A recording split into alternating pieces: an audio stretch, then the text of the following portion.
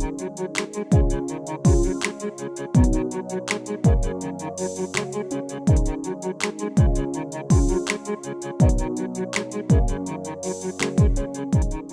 back, beauties, and welcome back to my channel. Thanks for watching and tuning in again. Today's look is going to be a back to school tutorial that I did. Super easy eye. I did my eyebrows off camera.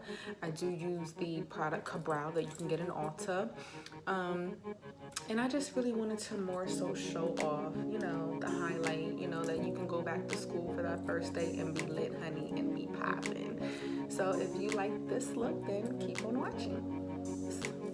Prior to putting on my foundation and anything I do, just put it on.